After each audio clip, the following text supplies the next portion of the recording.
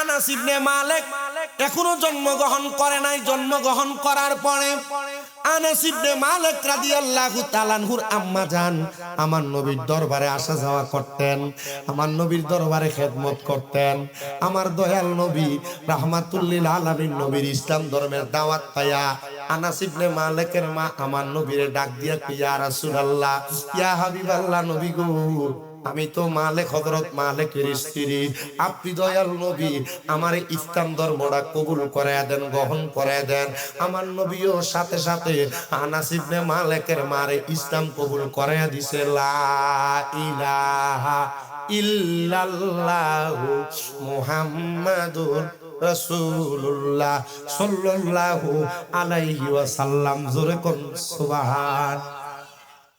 আমার ভাই বাবারা গভীর মনোযোগ দিবেন। যখন উনি ইসলাম ধর্ম গ্রহণ করলেন, আনাস ইবনে মালিকের আব্বা জান যখন খবর পাইলেন, খবর পায়া উনার আম্মা জানকে উনি ছেড়ে দিলেন। উনার আম্মা জানো ইসলাম ধর্ম গ্রহণ করার কারণে, আব্বা জান ছেড়ে দেওয়ার কারণে উনি আর কোন জায়গায় বিবাহ বসার নিয়ত করলেন না। হযরত আনাস ইবনে মালিকের আম্মা জান উনি ছিলেন একজন আনসারী মহিলা সাহাবা। মারহাবা কন্যা। ও বাবারে, আনসারী মহিলা মানে আমার নবীজির সাহাবায়ে কেরাম যিনারা যুদ্ধে যাইতেন, যুদ্ধের তাঁবুর মধ্যে আনাস ইবনে মালিকের আম্মা জান তাদেরকে খেদমত করতেন, তাদের রান্না বান্না করতেন। আবার কেউ কেউ বলে উনি ঔষধি কাজ জানতেন বিদায় সাহাবায়ে কেরামদেরকে ওষুধ বানায়া ওনাদের ক্ষত স্থানের মধ্যে আনাস ইবনে মালিকের আম্মা জান খেদমতে লাগায়া দিতেন। জোরে জোরে কোন সুবহানাল্লাহ। ভাইও, আনাস ইবনে মালিক রাদিয়াল্লাহু তাআলার বয়স একবারে কম। আমার নূরের নবীর দরবারে ওনার আম্মা জান ওনারে নিয়ে দাঁড়ায় গেছে। ইয়া রাসূলুল্লাহ, ইয়া হাবিবাল্লাহ, নবী গো, আমি তো যুদ্ধের মধ্যে অংশগ্রহণ করার জন্য আনসারী মহিলা হিসেবে সাহাবায়ে কেরামের খেদমতে চলে যায়। আমার সন্তানটারে আমি আপনার দরবারে দিয়ে যেতে চাই, আপনি নবী আমার সন্তানটারে কবুল করে নেন। আমার নবী ডাক দিয়ে কয়, আনাস ইবনে মালিকের আম্মা জান, তোমার সন্তানকে আমি আমার দরবারে রেখে দিলাম। আমার নবীজির একদিন না, 2 দিন না, 3 দিন না, হযরত আনাস ইবনে মালিক 10 বছর খেদমত করছে। হযরত আনাস ইবনে মালিক 10 বছর খেদমত করার সাথে সাথে নবীজির দরবারে তাইকা উনি আমার নবীর কাছ থেকে এলেম অর্জন করেছেন। এমন এলেম অর্জন করেছেন, আমার নূরের নবীর দরবারে বনু কুরাইজা গোত্রের এক লোক আইসা আমার নবীর একটা মাসালার বিষয়ে প্রশ্ন করছে। ইয়া রাসূলুল্লাহ, ইয়া হাবিবাল্লাহ, নবী গো, আপনি আমার এই ছোট্ট মাসালাটার একটা সমাধান করে দেন। আমার নবী তখন জ্বরে খুব আক্রান্ত। নবী আমার অসুস্থ হইয়া ডাক দিয়া বলে, ও বনু কুরাইজার মানুষেরা, আমি মাসালার সমাধান তোমাদেরকে দিব না, আজকে আমার তোমাদের মাসালার সমাধান দিবে আমার আনাস ইবনে মালিক। বয়স একবারে কম, তখন 8 বছর, 8.5 বছর বয়স। মারহাবা কন্যা। মাসালার জন্য বনু কুরাইজার মানুষ আনাস ইবনে মালিক নবীজির দরবারে। নবীজি বলে, না, আমি তোমাদেরকে মাসালার সমাধান দিব না, মাসালার সমাধান দিবে 8.5 বছরের বালক আনাস ইবনে মালিক। মারহাবা কন্যা। ওরে 36 বছরে কারোর কেনাগি ফুটে না, আবার 6 মাসেরও কালের দয়াল, দয়ানার দয়াল পাই যে 16 আনা, দয়াল জোর করিয়া দিবে তোরা, জোর করিয়া, জোর করিয়া দিবে তোরা ববের যত প্রেম জ্বালা, কেউ বুঝিতে পারে না রে মাবুদ মাওলার খেলা, আরে নূর নবীজির খেলা, আরে পীর মুর্শিদের খেলা, আরে জোর করিয়া বুঝতে গেলে তার ঘটে মরণ জ্বালা। বলেন, জোর করিয়া বুঝতে গেলে তার ঘটে মরণ জ্বালা, কেউ বুঝিতে পারে না রে ওলি আল্লাহর খেলা, আমার দয়াল নবীর খেলা। জোরে জোরে কোন সুবহান। হযরত আনাস ইবনে মালিকের কাছে যখন আমার নবীজি বনু কুরাইজার মানুষগুলারে ফাটায়, বয়স 8.5 বছর। মারহাবা কয় না? আমার আনাস ইবনে মালিক তোমাদেরকে মাসালার সমাধান দিবে। 200 বছরের অধিক বয়স আল্লাহর নবীর একজন সাহাবী যার নাম হযরতে সালমান ফারসি রাদিয়াল্লাহু তাআলা আনহু, উনি আমার নবীজির দরবারে যে তারে গেছি, ইয়া রাসূলুল্লাহ একটা আরজ, নবী গো আপনি বিয়াদবি মাফ করবেন, ফিদাকা আবি ওয়া উম্মি ইয়া রাসূলুল্লাহ, আমার মা বাবা আপনার কদম মোবারকে কুরবান হোক। নবী গো আনাস ইবনে মালিকের বয়স একবারে কম, নবী গো আপনি আমাদের কাছে না পাঠাইয়া ছোট একটা বালকের কাছে পাঠাইলেন, কারণ কি? আমার নবী কয়, এ সালমান ফারসি শুনো, ও সালমান ফারসি শোনো, বনু কুরাইজার এই ব্যক্তি আমি নবীর কাছে মাসালার সমাধানের জন্য আসে নাই, এরা আসছে আমি মুহাম্মাদুর রাসূলুল্লাহর ভুল ধরার জন্য, আমি মুহাম্মাদুর রাসূলুল্লাহরে খাটো করার জন্য, আমি মুহাম্মাদুর রাসূলুল্লাহরে এরা মানুষের কাছে ছোট বানানোর জন্য আমি তাদেরকে একটা বুঝ দিয়া দিছি রে, তোমরা তোমাদের প্রশ্নের জবাব আমার আনাস ইবনে মালিকের কাছে নিয়ে যাও, কারণ তারা আমার নবীরে শরম দেওয়ার জন্য, লজ্জা দেওয়ার জন্য তারা জটিল একটা প্রশ্ন করে নিয়ে আসছে, কিন্তু আমার নবীজি তারারে বুঝিয়ে দিছে তোমাদের যত জটিল প্রশ্ন করো না কেন এই প্রশ্নের জবাব আমি নবী দেওয়া লাগে না, আমার দরবারের ছোট্ট একজন খাদেম যার বয়স মাত্র 8.5 বছর, আমি নবী তোমার কঠিন প্রশ্নের জবাব ওই 8.5 বছরের বালক দিয়া দিব। আপনাদের এই দয়রা কান্দি আখতারুজ্জামান চিশতি হাফিজি আর ছোট ছোট বাচ্চাগুলোর আপনারা ছোট মনে করেন না, এগুলার কোনো দাম নাই মনে করেন না,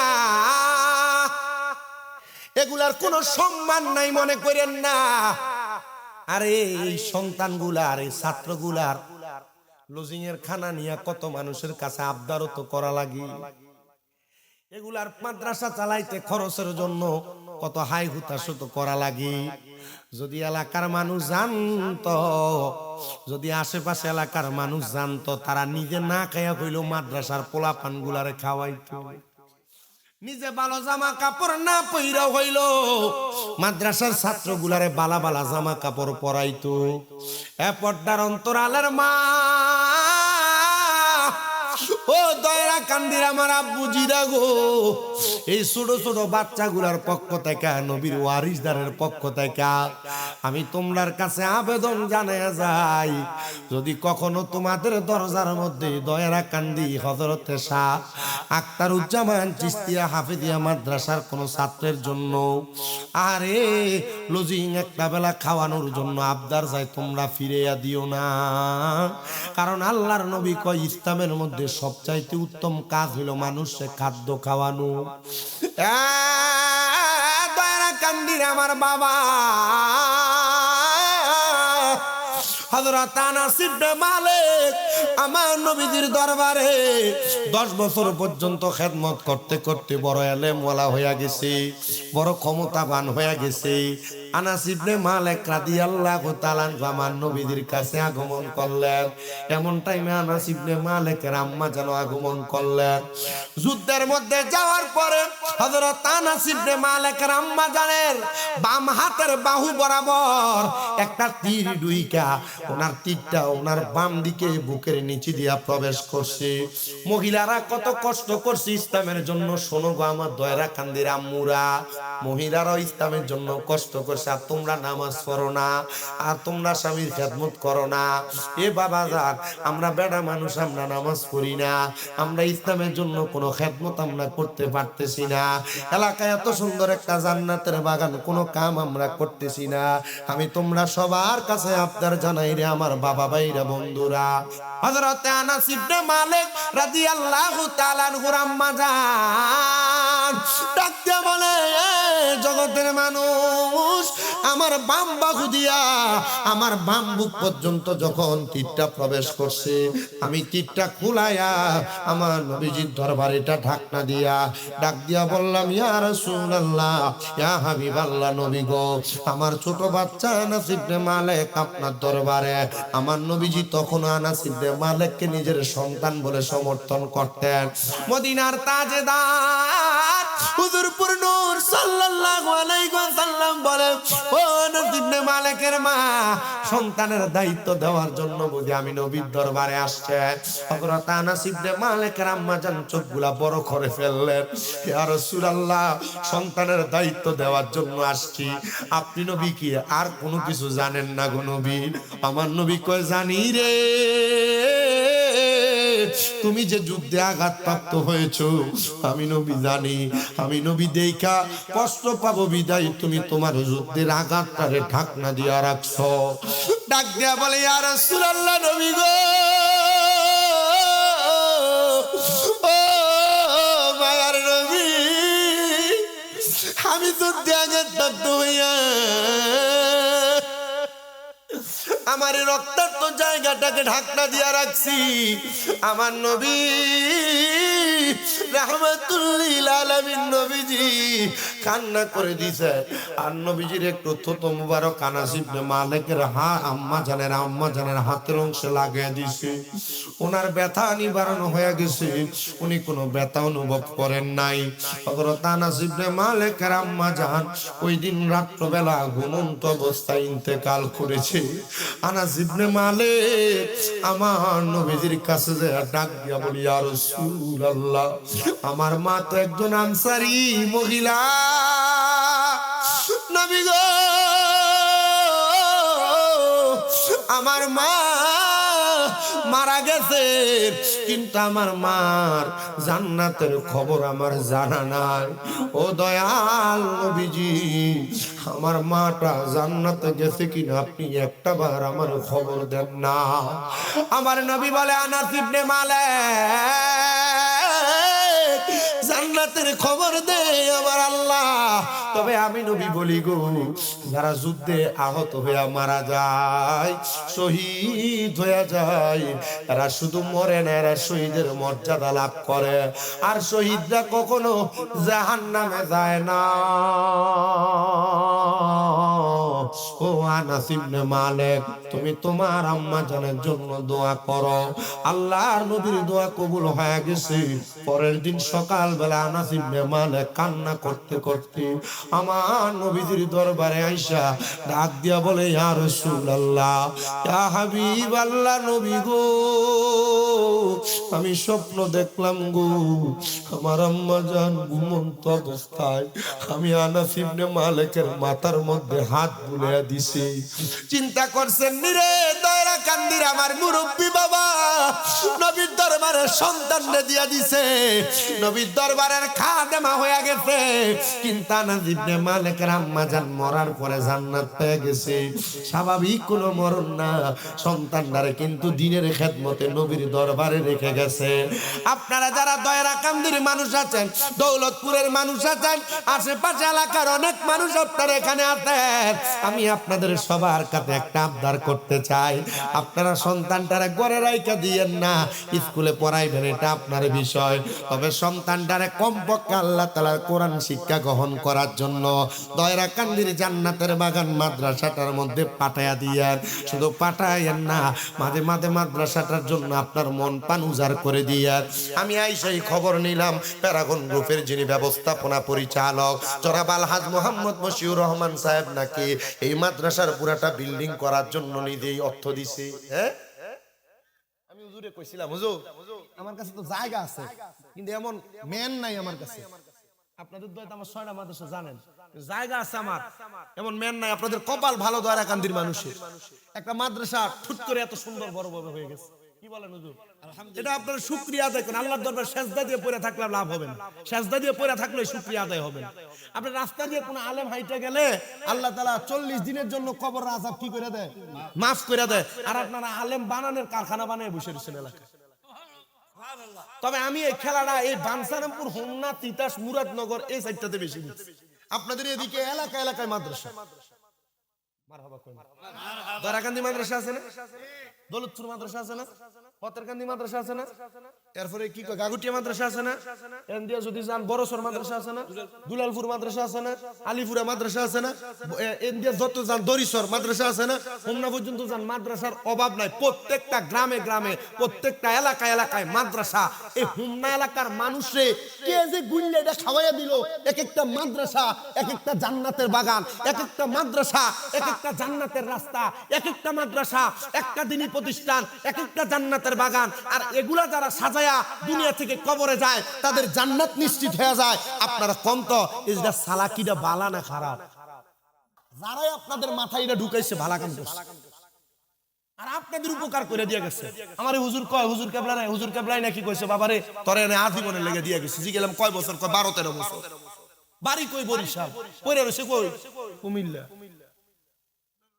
দৌলতপুর কইরা রইছে।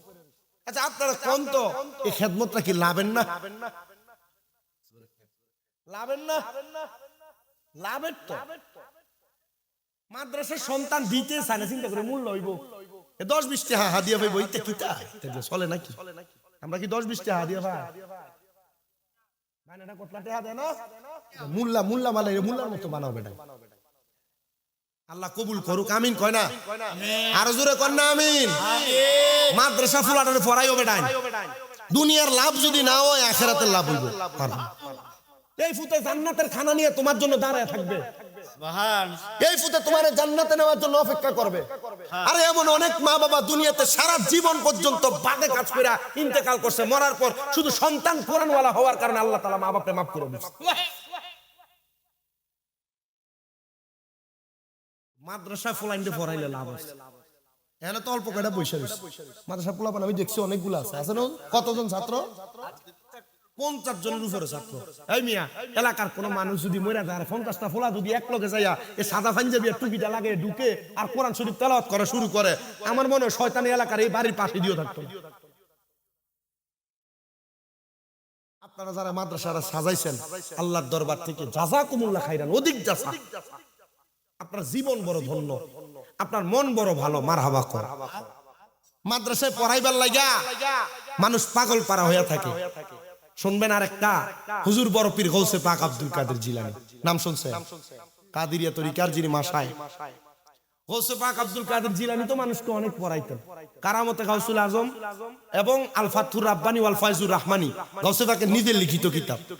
ওইটার ভিতরে ঘটনাটা উল্লেখ করছে। গাউসে পাকের দরবারে এক মহিলা ওনার ছোট বাচ্চা নিয়ে আসছে।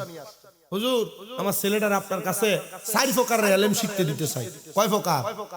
আপনি মনে করছেন যে ফোলা হাফেজ সাহেব হয়ে গেছে, মনে হয় ফোলাতে বড় হুজুর হয়ে গেছে। আমি তো নিজে মাদ্রাসা আলহামদুলিল্লাহ আপনাদের দোয়ায় আমার আগামী রমজানের আগে আরো 8 জন ফোলা হাফেজ সাহেব হয়ে বাইরে। আরে আব্বা কথা কইছ না? তাবারুক যেটি করছে আজ তাবারুক আনকমন। বিরিয়ানি তো ভাতের মতো খাইবেন শেষ, আজকে তাবারুক দিই আনকমন তাবারুক। মারহাবা। হ্যাঁ মোটামুটি হ্যাঁ মজার তাবারুক যেটা কি কোন হুজুর একবার ফাইন তাবারুক আমার কাছে ভালো লাগছে। Uncommon system. আল্লাহ কবুল করুক, আমিন কর। তো হাফেজ সাহেব হওয়ার পরে আমরা মনে করি যে আমরা সুদ বড় হুজুর হয়ে গেছে গা, এরপরে এটা লয়ে থাকা। আমার নিজের মাদ্রাসা থেকে হাফেজ সাহেব বানাইছে, এটা 9 মাদ্রাসা ফলাই আমার মাদ্রাসা থেকে হাফেজ সাহেব হইছে। কয় মাদ্রাসা ফলাইছে? 9টা ফলাই আমার মাদ্রাসা হাফেজ সাহেব হইছে। হাফেজ সাহেব হওয়ার পরে এর বাপে আমি কইছিলাম যে বড় একটা অনুষ্ঠান করে ফোলাটার ফাগরি দিতাম, মাদ্রাসারও সুনাম হইলো, ফোলাটাও সম্মান পাইলো, ঠিক না? হ্যাঁ লয়ে গেছে গা, কে জানি অফার দিছে এই যে অন্য মাদ্রাসায় পড়াইলে 2000 টাকা দিলে চলবো, ফোলাটা লয়ে গেছে গা। এই ফোলা আলহামদুলিল্লাহ আমরা মাদ্রাসা ঠিক আছে, ফোলা হাফেজ সাহেব হইছেও ঠিক, কিন্তু সোনালিটা আমাদের মাদ্রাসা, পাগড়িটা আমাদের মাদ্রাসাতে নিছে না। আমরা যারা পরিচালক মাদ্রাসা কমিটি, যারা হুজুর, ওনার সবাই আফসোস করতেছে, দেখছস নি ফোলাটার পাগড়িটা দিয়ে আমরা তে নিল না। এর ভাই মনে করছে ফোলা হাফেজ সাহেব হয়ে গেছে, বড় হুজুর হয়ে গেছে, বুঝছেন নি? মনে করছে বড় হুজুর হয়ে গেছে, তো ফোলারে নিছে। এখন কালা দেই হাতে হাফ ফ্যান ফইরা গেঞ্জি লাগে, কানে হেডফোন লাগে, মোবাইল টিপতে টিপতে আমার সামনে দিয়ে আমারে দেখেন।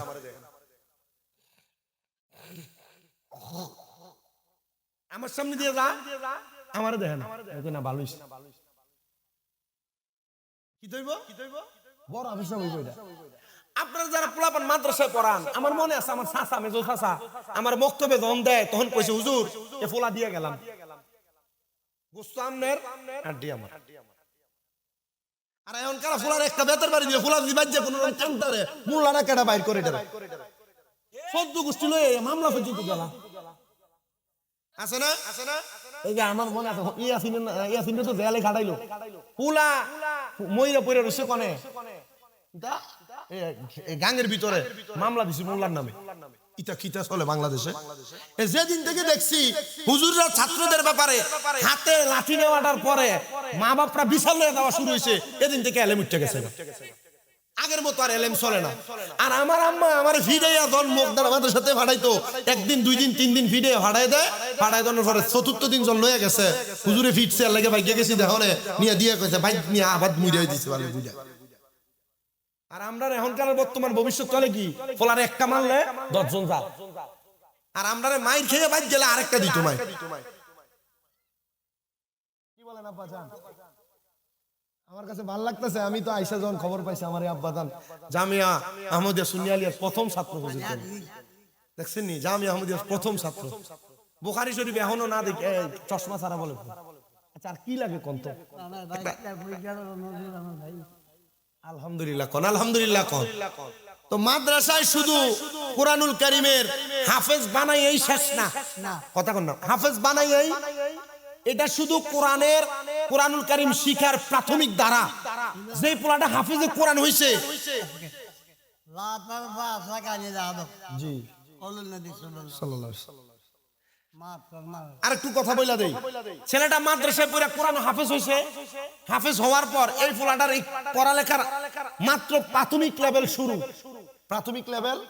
শুরু মাত্র এই হাফেজ সব পোলাটারে যদি আপনি জামিয়া আহমদিয়া বলেন কাদরিয়া তৈবিয়া বলেন মোহাম্মদপুর আলিয়া বলেন কোন একটা মাদ্রাসায় তাফসীরে যদি কামেলটা শেষ করাইতে পারে ফিকহাতে যদি কামেলটা শেষ করাইতে পারে হাদিসে যদি কামেলটা শেষ করাইতে পারে এই পোলা চুলি তাফসীর করবে কোরআনের আয়াত আমরা তো পড়তে যাই কারিয়ানা পড়ছি তবু পড়তে যায় ভুল হয় আমাদের লচ্চর হয় আমাদের মদের জায়গায় এক আলিফের জায়গায় 3 আলিফ হয়ে যায় 3 আলিফের জায়গায় 1 আলিফ হয়ে যায় যে জায়গায় মদ আছে আমরা করি না এমন হয়ে যায় কিন্তু এই পোলাটা যদি হাফেজ সাহেব হওয়ার পর তাফসীরে যদি অনার্স করে অথবা মাস্টার্সটা কমপ্লিট করতে পারে এই পোলা চুলি তাফসীর করে কথা কই না আবার এই জায়গায় শেষ না এটা প্রাথমিকের পরে মাধ্যমিক লেভেল শেষ হয় যখন কোন সন্তান এটা শেষ করার পর তরিকতের সবক ঠিকভাবে গ্রহণ কইরা ইলমে লাদুনি হাসিল করা শুরু কইরা দেয় তখন এই সন্তানটা কামেলে মুকাম্মেল হয়ে যায়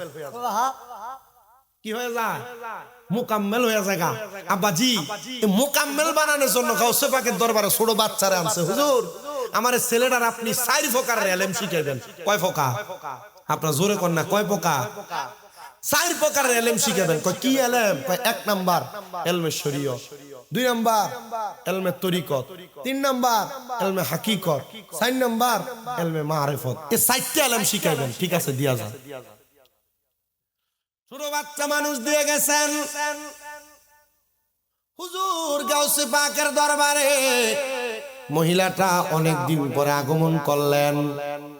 আগমন করলেন ওনার সন্তানটাকে দেখার জন্য আমার সন্তানরে যে আব্দুল কাদের বড় পীরের দরবারে দিয়া গেলাম কেমন আছে আমার দেখতে বড় ইচ্ছা হয় জানতে বড় ইচ্ছা হয় আগমন করে আয়েশা দেখতেছে হুজুর বড় পীর গাউসে পাক আব্দুল কাদের জিলানী এবং ছোট বাচ্চাটা দুইজন দুই দস্তরখানের মধ্যে আলাদা আলাদা করে খানা খাইতেছেন আমার হুজুর বড় পীর গাউসে পাক আব্দুল কাদের জিলানী যে খাবার খাইতেছেন ওই খাবারগুলা খাওয়ার সময় ওনার পাতের মধ্যে দামি মানে বড় সুন্দর মুরগি উনি খাবার খাইতেছেন আর ছোট বাচ্চাটা সবজি দিয়া নরমাল ভাবে খানা খাইতেছে মহিলাটা দূর থেকে এমন দৃশ্য দেখা হুজুরের কাছে একটা বিচার নিয়ে আরজি করলেন মনটা বড় খারাপ চোখে বড় পানি হুজুর গাউসে পাক আব্দুল কাদের জিলানী গো আপনার কাছে আমার একটা করজোরে আবদার গো হুজুর আপনি বলেন না আমার সন্তান কোনো বেইনসাফ করেছে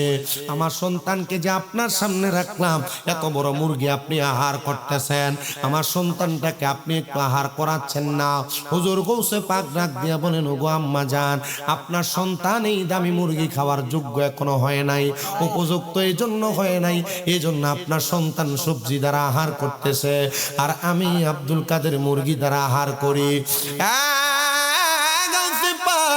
আব্দুল কাদের জিলানী আল গিলানী মুজাদ্দিদ আল ফেসানি, আপনার কাছে আপনার এটা কেমন কথা বললেন?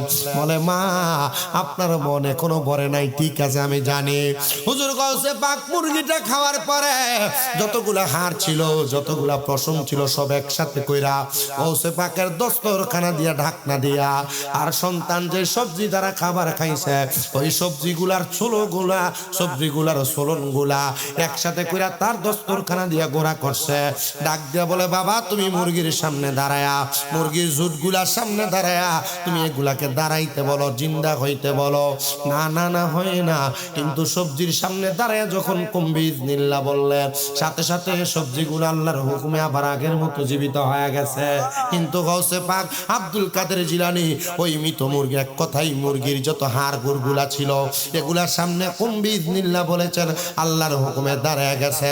গাউসে পাক কয় মা তোমার সন্তান মুরগি জিন্দা করার মতো ক্ষমতা তোমার সন্তানের হয় নাই, যোগ্যতা হয় নাই, বিদায় তোমার সন্তান মুরগি খায় না।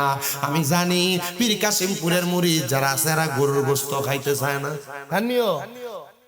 হ্যাঁ, সাধন বুঝন এমন একটা জিনিস, আপনাদেরকে আল্লাহ মানা করছে খাইতে, কি আল্লাহ মানা করছে? নবী মানা করে গেছে, পীর সাহেব মানা করছে। আর এটা মুরিদ নিয়ে হক্কানি মুরিদ যে কাড়ি দিয়ে আর এই কাড়ির গোশত খায় না। কেন? পীর মানছে, মুর্শিদে খায় না, আমরা খাই না। মুর্শিদ শিখে গেছে, কারণ মুর্শিদ মুরিদদেরকে উল্টা পথ শিখে যায় না। মুর্শিদ মুরিদদেরকে শিখে গেছে যে খাবার খাইলে কাম বাসনা তৈরি হবে, এই কাম বাসনার খানা খায়া মুরিদান চলে না। মুরিদান এমন খানা খায়া জীবনকে সাজায় যে জীবন সাজানোর মাধ্যমে কাম বাসনা তৈরি হয় না। মাওলারে ডাকতে এই চিশতিয়া তরিকার মূল দ্বারা গ্রহণ করে। আপনারা কোনে ফিরটাকে হক্কানি ফির না বাবু আশেক লেখে মুর্শিদ আমার আল্লাহর বন্ধু, কোন সন্দেহ না আয়োরে, আমি মুর্শিদি নামে বড় ও শান্তি পাই। মারহাবা কইতেন না? কি একটা প্রেমের স্থান, প্রেমের একটা মাকাম তৈরি করে দিয়ে গেছে। আমি আমার পর্দার অন্তরালের মাদেরকে বলবো, আমার মা শুনো, মহিলার সন্তানকে গাউসে পাকের দরবারে আজীবনের জন্য দিয়ে গেছে। হুজুর বিয়াদবি মাফ করবেন, আর আমি আপনার কাছে আমার সন্তানের ব্যাপারে কোনো অভিযোগ নিয়ে আসবো না। মহিলার এই অভিযোগ নিয়ে যখন আসবে না কথাগুলা বলছে, আমার হুজুর বড় পীর গাউসে পাক আব্দুল কাদের জিলানী আল গিলানীর দরবারে ছেলেটা অনেক দিন, তবে মহিলা যাইতে ওসিয়ত করে গেছেন, হে হুজুর বড় পীর গাউসে পাক আব্দুল কাদের জিলানী আপনি আমার সন্তানটারে আপনার কাছে রেখে দেন। তবে হুজুর গো আমার সন্তানটারে আপনার কাছে যে রেখে দিবেন, আমি মারা গেলে আমার ফুতরারে দিয়ে আমার জানাজাটা পড়াইয়া দিয়েন। জোরে জোরে কন্যা মারহাবা। সন্তানের জানাজা পাইছে, কারণ কি? আল্লাহর নবীর নিজের ঘোষণা। নবী বলেন উম্মত শোনো, দুনিয়াতে কোন সন্তান যদি তার মা বাবার জানাজার নামাজ পড়ায়, আসসালামু আলাইকুম ওয়া রাহমাতুল্লাহ বলে সালাম শেষ করার আগে আল্লাহ তার মা বাপরে মাফ করে দেয়। আপনারা যারা জিফুতরে মাদ্রাসা পড়াইছেন আপনারা না মাফ করবে? যারা পড়াইছে না, যারা পড়াইছে না, যারা জিফুতরে মাদ্রাসা পড়ে তারা না আল্লাহ মাফ করব। যারা পড়াইছে না এরারে মারহাবা কয় না? আরো জোরে কন্যা বাবা মারহাবা। বাবা শুনো, ওই সন্তান মায়ের জানাজাটা পড়ানোর জন্য গাউসে পাক পাঠায় নাই, নিজে জানাজা পড়াইছে। কিন্তু গাউসে পাকের চেহারা এলাকার মানুষ কেউ দেখে নাই।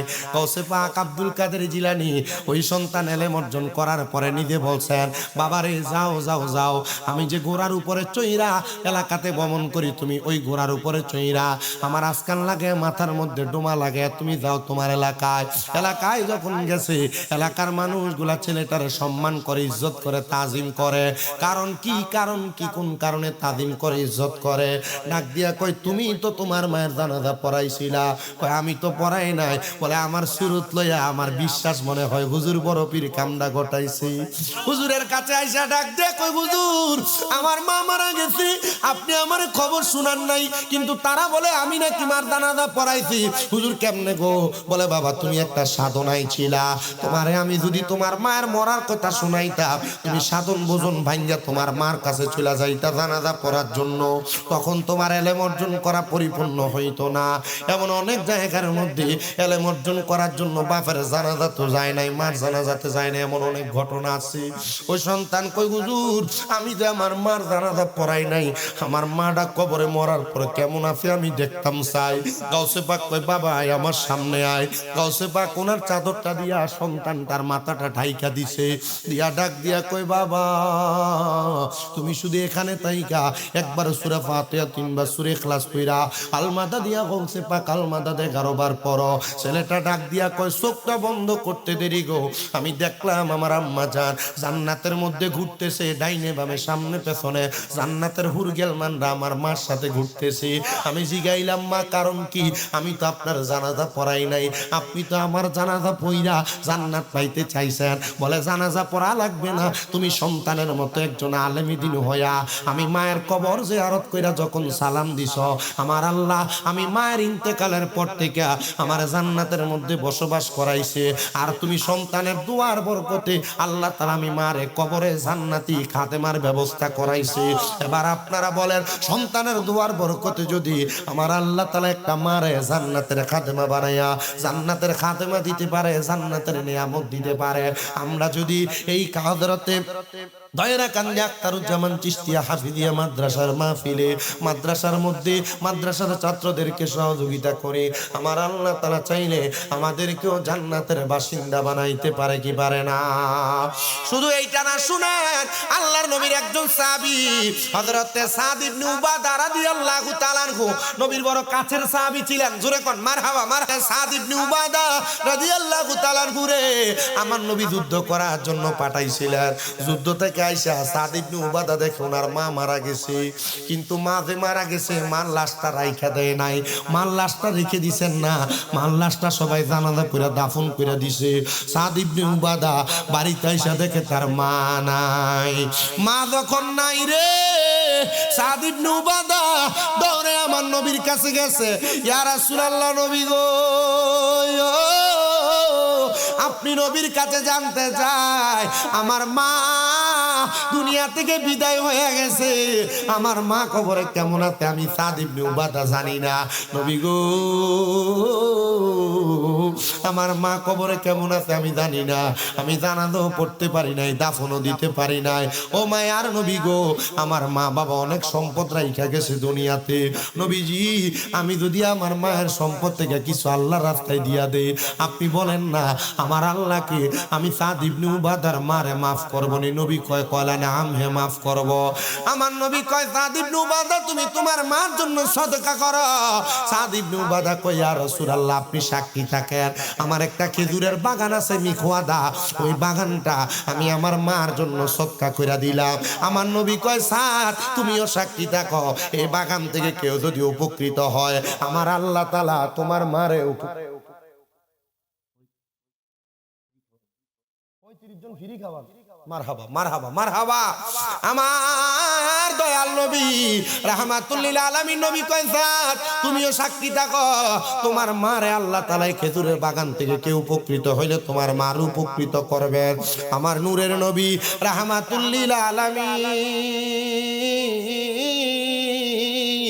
ও নবী গো আপনার কথা গ্রহণ করলাম। পরের দিন সকালবেলা সাদ ইবনে উবাদা কানতে কানতে আমার নবীর দরবারে আইছে। নবী কয় ইয়া সাদ ইবনে উবাদা, ও সাদ তুমি কেন কান্দা? ইয়া রাসূলুল্লাহ এমনে কান্দি না গো, আমি স্বপ্ন দেখছি গো, আমার মা জান্নাতের মধ্যে একটা থালার মধ্যে আরামে নতুন নতুন খানা খাইতেছে, যে খানা আমি দুনিয়াতে দেখছি না, এগুলো আল্লাহ তাআলার জান্নাতের খানা। নবী গো কেমনে পাইলো? আমার নবী কয় সাদ ইবনে উবাদা তোমার খেজুরের বাগান থেকে গতকালকে সন্ধ্যাবেলা ছোট ছোট দুইটা পাখি ক্ষুধার্ত মিষ্টি দুইটা খেজুর আহার করছে, আর আমার আল্লাহ তোমার মারে জান্নাতের খানা দিয়া দিছি। মার জন্য খেজুরের বাগান সদকা করে দিছে, আর আল্লাহ মারে জান্নাতের খানা দিছে। আমাকে আমার হুজুর বলছেন, হুজুর এলাকার মানুষই মাদ্রাসার জন্য যা করতেছে করতেছে, দান টাকা পয়সা সব দিচ্ছি, মাহফিলে একটু চাইবেন আর কি, না আমি বেশি বড় দাগ চাই না, 50,000ই চাই, হয় এখন নয় আগামী 2 মাসে নয় আগামী 1 বছরে। বেশি দেওয়ার লোক আছে নাকি? বেশি দেওয়ার লোক আছে? আছে? আরে আছে বলে 1 লক্ষ টাকা দিবে, বলে হুজুর আমার মা বাবা আমার লাখ লাখ টাকা সম্পদ দিয়া গেছে, লাখ লাখ টাকার জায়গা জমি দিয়া গেছে, আমি 1 লাখ টাকায় মাদ্রাসার জন্য কোরবান করতাম। এই যে এটা তো 5,000 হুজুর, আচ্ছা এটা কমু, আমি 1 লাখ চাইছি। বলে হুজুর আমার মা নাই, আমার বাবা নাই, মা বাবার দেওয়া সম্পদ 1 লাখ 2 লাখ না 10 15 20 30 50 লাখ টাকার জায়গা জমি আমার মা বাপ দিয়া গেছে। একজন শুধু কইব হুজুর আমি আমার আম্মা আব্বার জন্য 1 লাখ টাকা এই মাদ্রাসায় দান করে দিব, পারলে নগদ দিবেন, না পারলে 1 বছর পরে দিবেন, অসুবিধা নাই। 1 লাখ যদি না পারে, বলে হুজুর আমি 50,000 টাকা, এই যে তেহার বান্ডিল বাড়িতে এলাকার মুরব্বিরা থেকে মাশাআল্লাহ 50,000 টাকা আল্লাহর ওয়াস্তে মাদ্রাসায় দান করবে। 50,000 পারবে না, বলে হুজুর আমি 20,000 টাকা আল্লাহর ওয়াস্তে এই মাদ্রাসায় দান করব। হুজুর 20,000 পারবো না, 10,000 টাকা দান করব। 10,000 পারবো না, 5,000 টাকা দান করব। এমন ধারাবাহিকভাবে দান করার মতো মন মানসিকতা নিয়ে একজন একজন করে বলবেন নাম, আপনাদের জন্য দোয়া করা হবে। আলহামদুলিল্লাহ আমাদের অলি নাসিক হুজুর আছে না, হুজুরও চলে আসছে। আপনারা দেরি করবেন না, হুজুরকে বইলা নিয়ে আসবেন, হুজুর থাকা অবস্থায় কালেকশন যেটা হবে আলহামদুলিল্লাহ, কারণ লেট করেন। হ্যাঁ হ্যাঁ একজন 1 নাম্বার জনাব মোহাম্মদ ইব্রাহিম সাহেব, কত এটা? 10,000 দুনিয়াতে নাই। জনাব মোহাম্মদ